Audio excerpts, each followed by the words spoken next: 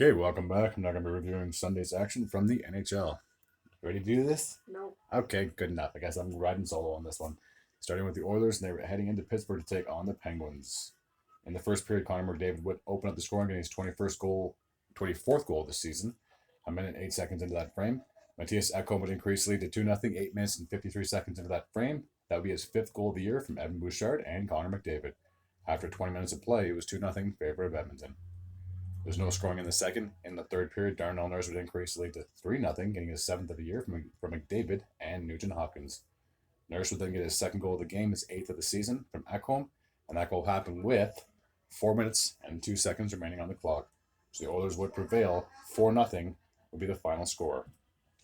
With the win, the Oilers are 39-21-3, still sitting second in the Pacific Division, while the Penguins are 28-27-9, and it's looking very bleak for them to make a postseason appearance.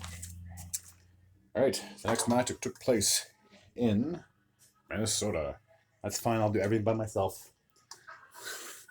And we had the Nashville Predators, and they were playing against the Wild. You sure you don't want to help? No. Okay, that's fine. All right. I mean, I can switch teams. What? I can switch teams. Sure, that'd be fantastic. That'd be the least you can do. Here you go. So, take a look and see how this game went. So in the first, Broden would kick things off for the Wild, getting his seventh goal of the year from Boldy and Eriksson Ek, 3 minutes and 16 seconds into the period. Janikowski would tie the game up with 9 minutes on the clock exactly. In that period, for him, that'd be his third goal of the year, assisted by Sherwood. After 20 minutes of play, we were all knotted up at 1. In the second period, Evan Jalista would give the Predators a 2-1 lead, getting his 14th goal of the year, assisted by Novak and Janikowski. 3 minutes and 36 seconds on the clock. The Wild would get a late power play in the second period, they would tie the game up for Kaprizov. That would be his 31st goal of the year, assisted by Eriksson Ek and Matt Boldy. After 40 minutes of play, we had 2 goals apiece. Ryan Hartman would give the Wild a 3-2 lead with 7 minutes and 32 seconds to go in the period. For Hartman, that would be his 16th goal of the year. Ryan O'Reilly would tie the game with a power play goal late in that period, with just 2 minutes remaining on the clock. For O'Reilly, that would be his 24th goal of the year, assisted by Yossi and Forsberg. The game would need overtime, and with just 1 minute and 10 seconds remaining on the clock, Matt Boldy would be the hero for the Minnesota Wild, getting his 24th of the year from Zuccarello and Kaprizov. So the 4-3 would be the final score in favor of the Minnesota Wild. So with the win, the Wild are sitting at 31-27-7, and the Nashville Predators, despite the overtime loss, they are 37-25-4. They currently have the number 1 wildcard spot in the Western Conference. Okay, next match took place in Carolina. So Carolina would be the right team. Yeah, I see that on On your thing? on my phone. Okay. I think I missed it. I think you went the wrong way.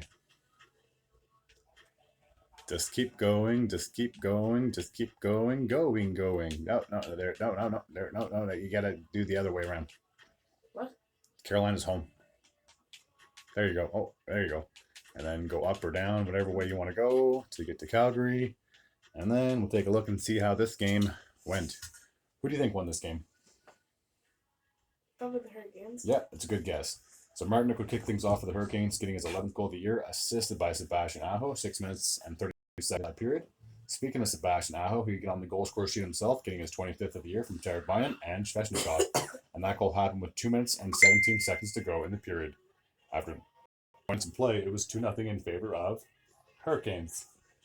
Hurricanes. There we go. Chatfield would increase the lead to 3-0, getting his 6th of the year from Jarvis and Jordan Stahl, just 17 seconds into that period. Svechnikov would score less than a minute after that, getting his 16th of the year from Aho and Teravainen. Hunt would finally get the Calgary Flames on the board, getting his 3rd of the year from Shillington and Majapani, 4 minutes, 11 seconds into that frame. Brett Burns would score with 6 minutes and 5 seconds remaining on the clock, getting his 10th of the year, making it 5-1. For Burns, that would be his 10th of the season from Slavin and Kotkaniemi.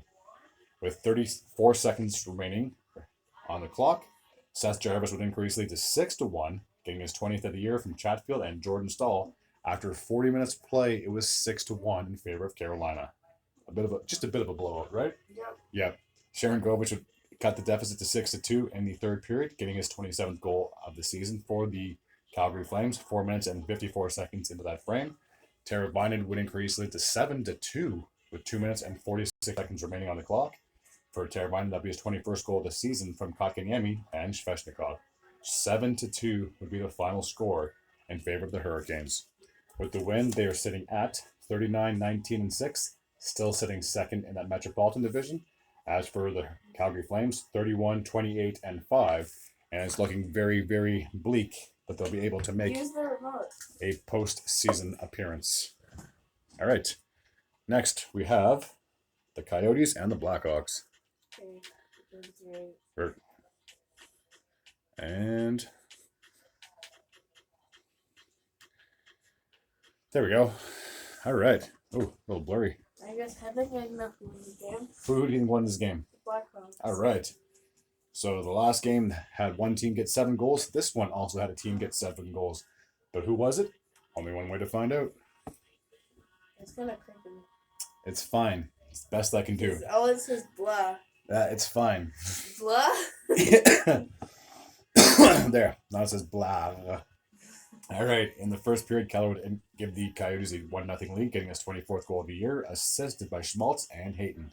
6 minutes and 9 seconds into that period. After 20 minutes of play, it was 1-0 in favor of the Yotes. Keller would then strike again in the second period, just 11 seconds into that frame, getting his 25th of the year from Schmaltz and Hayton. Connor Bedard would get on the board, getting his 18th goal of the year from Donato and Ryan Johnson. Yay. 5 minutes and 28 seconds into that period, cutting the deficit to 2-1. Colin Blackwell would tie the game up 6 minutes and 57 seconds into that period, getting his 6th of the year from Joey Anderson and Vlasic.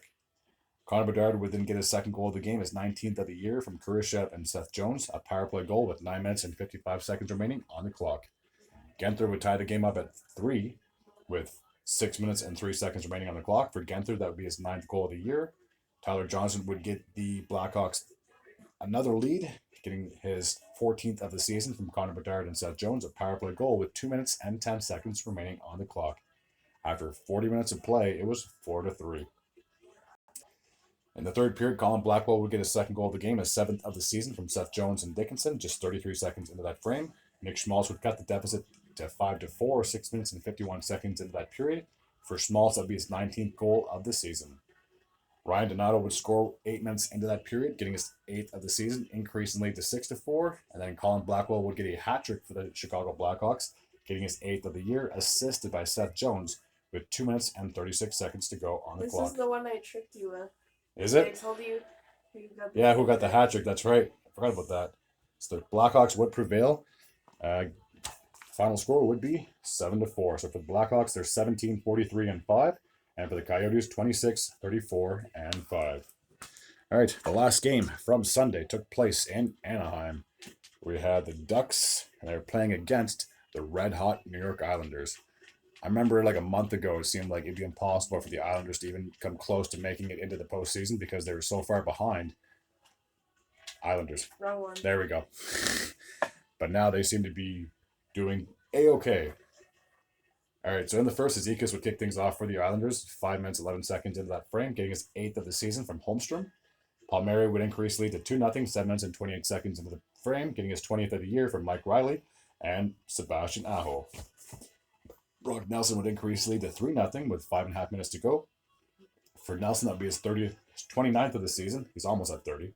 Assisted by Bo Horvat and Matt Barzal. A power play goal to note. After 20 minutes of play, it was 3-0 in favor of the Islanders. In the second, Alex Korn would finally get the Ducks on the board just 24 seconds into that period. That'd be his 12th of the season from Jones and Ratko Gudas. 3-1 after 40 minutes of play. In the third period, the onslaught would just continue for the Islanders. Bo Horvat would increase the lead to 4-1, getting his 26th of the season from Nelson and Barzal, just 34 seconds into that frame. Engvall would increase the lead to 5-1, roughly 8 minutes into that period, his 8th of the season. And Cal Clutterbuck would increase the lead to 6-1, but a minute and 40 increase. Increase the lead to 6-1, getting his 5th of the year from Martin and McLean. And that goal happened with a minute and 48 seconds on the clock. So 6-1 would be the final score in favor of the Islanders. So with that, they're 29, 20, and 14. They have now pushed themselves into a playoff spot with a wild card position as we speak. And as for the Ducks, 23, 38, and 3, a very long season, and it's coming to an end. So don't worry. All right, that takes care of Sunday's action of the NHL. As always, if you're new to this channel and you like this type of content, please feel free to hit the sub button. Any last words? No. Sounds good. As always, Take care.